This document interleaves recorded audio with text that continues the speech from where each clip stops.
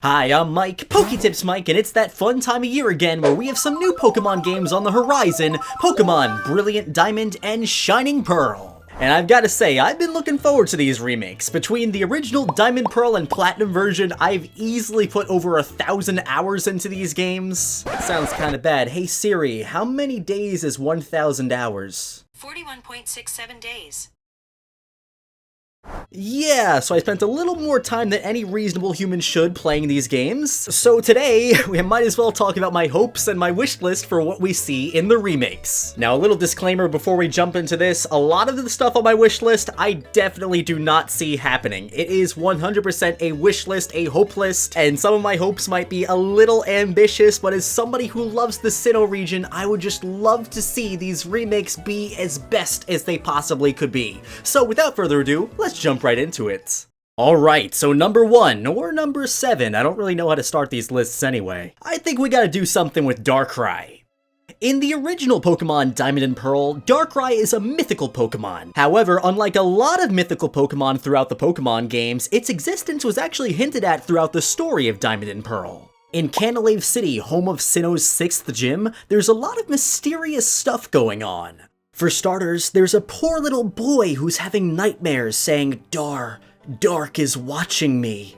And a strange hotel that no matter how hard you bang on the door, you're not going to be able to get in there. And if you check the sign, it's all faded and illegible. So obviously, Darkrai's presence is felt throughout the game. However, without special events or using glitches, there was unfortunately no way to encounter Darkrai normally. But with a special event item called the Member Card, which, fun fact, was actually only released for Platinum version, Diamond and Pearl never got the item even though it existed in the game. But with this special Member Card, the hotel in Canalave City actually opens up, you could go in, fall asleep, and when you wake up, you'll be on a mysterious island where you can encounter, battle, and catch Darkrai himself. Pretty cool way to get the Pokemon. As of right now, all these years later, Darkrai is obviously still a mythical Pokemon. And nowadays, the only way to get it is whenever Pokemon decides to hold a special event and give away Darkrai. But Brilliant Diamond and Shining Pearl give us a great opportunity to change this, kind of like what they did with Deoxys and Omega Ruby and Alpha Sapphire, where they had a whole special post-game event where you could even go to space and catch Deoxys, or like in Pokemon Crystal on the Virtual Console, where once you beat the Elite Four, they gave you a special item to do Celebi's event and catch it in that game. My dream idea is for them to integrate Darkrai into a post-game of Brilliant Diamond and Pearl, and give it a catchy name like the Nightmare episode. Let's say you get a call from Professor Rowan and he tells you, hey, PokeTips, or whatever your name is if you're not PokeTips. A lot of people are saying they're having nightmares over in Canalave City, can you go check it out? And when you get there, nobody's in the streets. Everybody is in their house, all asleep, having these terrible nightmares.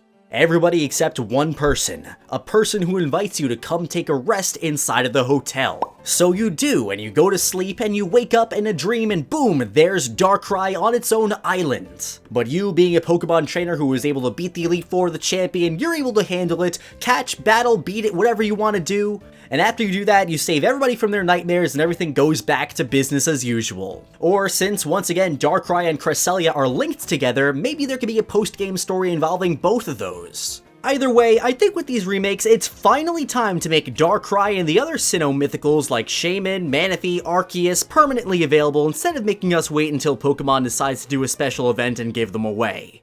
Alright, next up, and this is definitely one of those wild cards, and I know it is certainly not going to happen, but Sinnoh forms. Sinnohnian forms? I'm not really sure how they would say it. But anyway, special variants of Pokemon from other regions that only appear in Sinnoh. It seems like lately in the new Pokemon games, different regions seem to have different variants of Pokemon based on survival or whatever story reason they feel like giving to them. A really cool way to spice up the Diamond Pearl remake experience would be giving us special Sinnoh variants of classic Pokemon. And I could actually think of two ways that would fit pretty naturally into the game. The Poke Radar and the Battle Zone.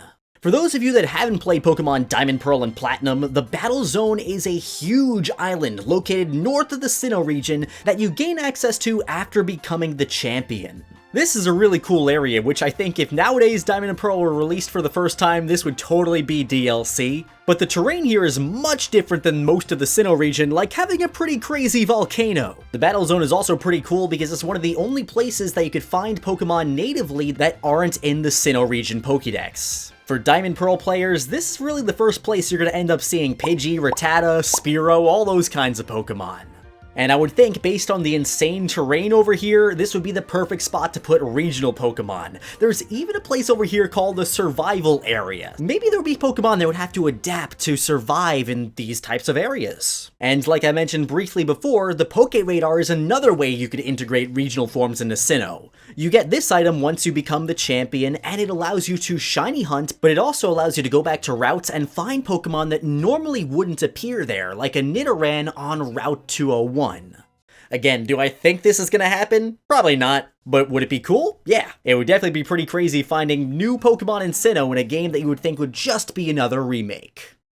And next up, we gotta do something with Pal Park. In the original Diamond, Pearl, and Platinum versions, Pal Park was an area you got access to after you became the champion and beat the main storyline. The whole purpose of this area was to allow you to transfer Pokemon from the Game Boy Advance games, Ruby, Sapphire, Emerald, Fire Red, Leaf Green, up to Sinnoh. You'd run through a special area and encounter all your old Pokemon again and use these Park Balls, I think that's what they were called, which effectively worked like Master Balls, and as soon as you ran into your Pokemon, you'd catch them right away. Nowadays, that's totally irrelevant with Pokemon Home completely taking over the whole purpose of Pal Park, so instead of seeing them scrap the whole area, I would love to see them transform it into something more modern, like a wild area. One of the best parts about Pokemon Sword and Shield, in my opinion, was the wild area, with the free control camera, Pokemon roaming around freely, and the raid dens, which were constantly getting updated to have special new event Pokemon in there, and give us some different stuff to do in Pokemon Sword and Shield each month. Yeah, the wild area was not perfect. For example, those raid battles, I feel like they take a really long time when you're doing a lot of them back to back. They could definitely be sped up a little bit. But this place really was a lot of fun, and I think it would be such a shame for the latest and greatest Pokemon game coming out to not have this feature. And also, you know what? An area like this could kind of fit in with Pokemon Legends Arceus coming out, which we know is going to take place in the Sinnoh region of the olden times. We could totally retcon Pal Park. Instead of it being a place to transfer Pokemon, let's say it was part of the Great Sinnoh Prairie, preserved from the old days as a historical memory of old Sinnoh, and here Pokemon and people can walk around freely as they once did ages ago. And we could even say Dialga and Palkia somehow are messing with space and time to bring raid dens over here, something cheesy like that. Regardless of how they do it, I would love to see a wild area type place in Brilliant Diamond and Shining Pearl.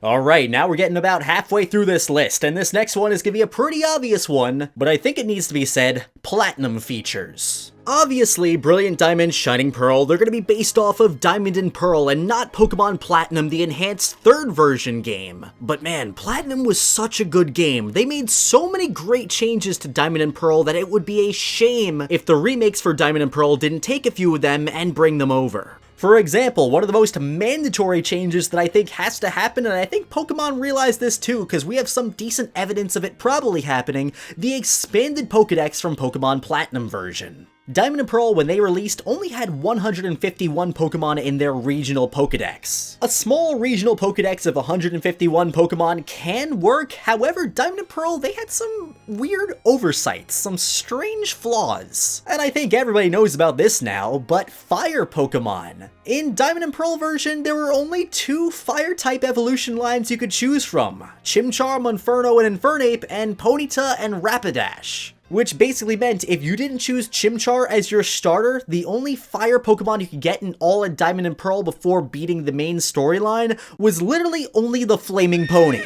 Now, I have no idea why when they were designing the Elite Four for this game, they said, hey, let's put a Fire-type Elite Four member. Then they realized, oh, there's only 2 fully evolved fire Pokemon in this game, so let's give them those, and we'll slap on a bunny, a floating balloon, and a big steely snake on his team. That's a good Fire-type Elite Four member. I mean, at least they all knew Fire-type moves, right? And yeah, I mean, it's a more balanced team, it's a better overall team than using pure Fire types, but you're a Fire-type Elite Four member, just use your Fire-type Pokemon. When it came time to enhance these games for Platinum version, they clearly realized their mistake and put a lot more fire Pokemon in the game when they expanded the Pokedex up to 210 Pokemon, and Flint's team is looking a lot better. He even has a new signature Pokemon, Magmortar. I think I said that right. It would be really rough if they went back to the original Diamond Pearl Pokedex and once again we saw the Fire-type Elite Four member only use 2 fire Pokemon on his team. Plus, we'd just be missing out on a lot of cool Pokemon like Eevee, Togepi, Magnemite, Porygon, but speaking of Porygon, this is why we have a little bit of hope for them expanding the Pokedex.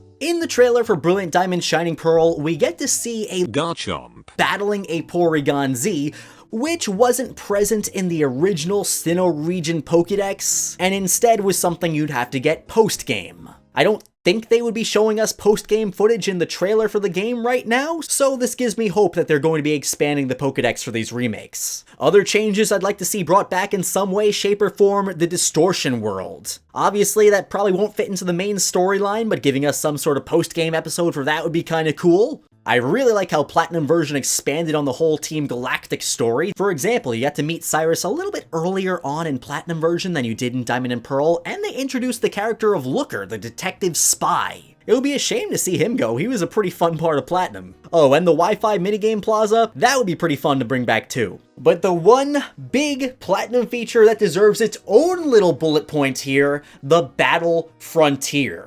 In the original Pokemon Diamond and Pearl versions, in the fight area, you would be able to go up against a battle tower. Pretty cool. But Platinum said, you know what, we're gonna give you the battle tower. And the factory, arcade, castle, and battle hall as well. Platinum was the first game to actually bring back the Battle Frontier ever since it originally appeared in Pokemon Emerald version, and like always, it's a great way to give us plenty of post-game content to do. There's so many different ways to battle with your Pokemon, challenge modes, everything that you could do in the Battle Frontier. My personal favorite has always been the Battle Factory, where you just get a team of random Pokemon, you could change it up a little bit, and you just see how far you can go with Pokemon that are just given to you. And unfortunately, for all the people that have only really played newer Pokemon games, they've never experienced a Battle Frontier. The last game it appeared in was Heart Gold and Soul Silver, which was well over 10 years ago at this point, and when it came time for the Ruby and Sapphire remakes, which didn't originally have the Battle Frontier, but everybody was kind of speculating that they would because Emerald version did, they didn't give us the Battle Frontier there either. They just gave us a little teaser saying, oh, it's coming. And I know a lot of people will never forgive Game Freak for that one.